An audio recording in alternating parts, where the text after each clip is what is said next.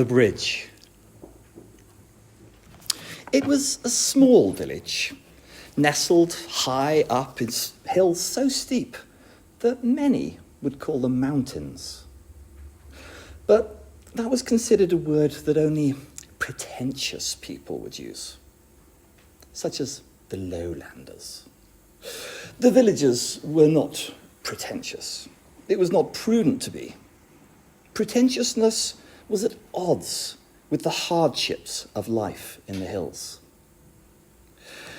Most of the rice fields were on terraces so narrow that it was impossible to plough them with a yoke of oxen. So the men had to pull the plough, their bare feet deep in the mud, their shoulders raw from the thick ropes. The huts were built with one half buried deeply into the flank of the hill, the other half perched on stilts above the steep slope. The wind would whistle through the floorboards on one side, and on the other, the huts were always cold and damp. Damp seeped through everything in the village, for the fog never lifted from the valley. Such things taught you humility, Mo thought. You took pleasure in the small things in life, such as those mornings when you had to bring eggs to the widow who lived at the highest point of the village, and she could then plan the rest of the day going downhill only. Or when the time came to clear the thorn bushes at the edge of the forest, and heavy rains meant postponing the chore. Or when she had to carry hay for oxen in huge bundles over the lower slopes back to the village, and the bundle of someone in front of her fell apart precisely where a fountain was located alongside the path. If only it wasn't for the lowlanders. The lowlanders brought unrest to the village. Every day or two they would arrive, either alone or in small groups, making their way up a path from below. Sometimes they would ask to be entertained. Sometimes they wouldn't.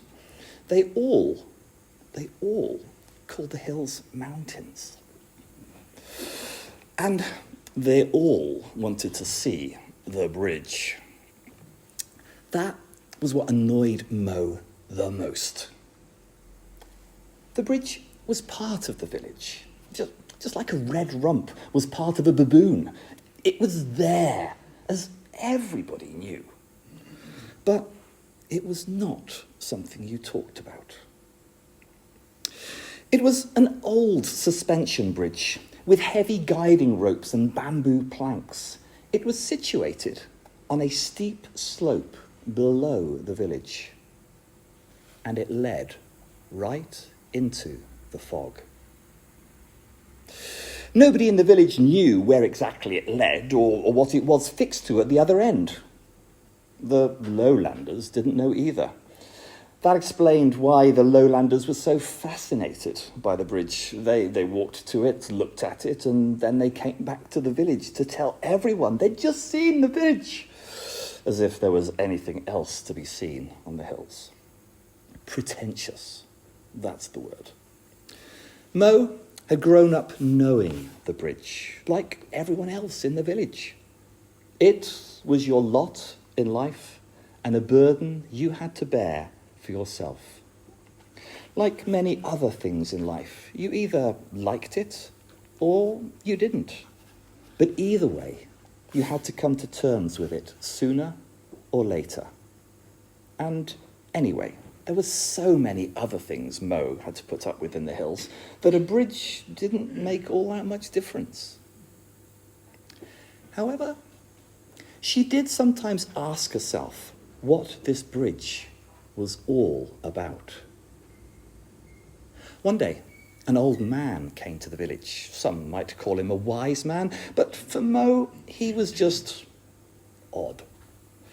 In his clumsiness, he sprained his ankle on the way up, and for some time he had to be cared for.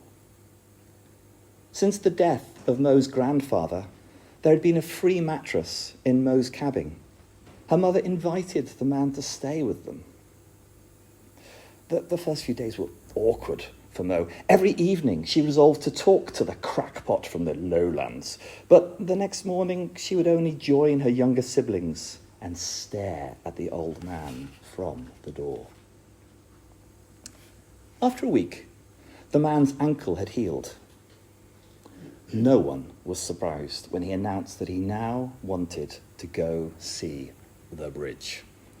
And because he was still unsteady on his feet, he asked whether Mo might help him down to this remarkable place. Slowly, they went down together, down the path, the old man resting his weight on Mo's shoulder. Mo started thinking about the arduous journey back. The only thing she could look forward to was the moment she could sit in the grass while the old man stared at the bridge. They arrived at the bridgehead. Suddenly, the old man released her shoulder and said it was time to say goodbye. Mo froze. "Don't tell me you want to set foot on the bridge," she explained. I sure do," he replied. But why?" The old man looked at her. "Because I want to." But no one goes there." "Do you think I care?" Mo felt rebuffed. "Think for a moment," she replied. "Why do you suppose no one ever goes there?" He shrugged. "Out of habit. And because people are afraid. They're afraid of what they don't know. So why aren't you afraid?" "Oh, I'm afraid, all right. But I still want to cross." But what's on the other side through this fog?" "Ah, that's what people are afraid of." Mo insisted. But where do you go once you've crossed the bridge?" The man raised one eyebrow and peered into the fog. "On," he said. Slowly, the bridge began to sway under his feet.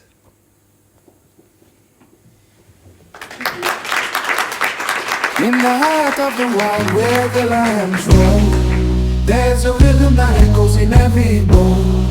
Drums beat and the earth shakes with delight. Come and join in, let the music take flight. Under the African sun we dance as one.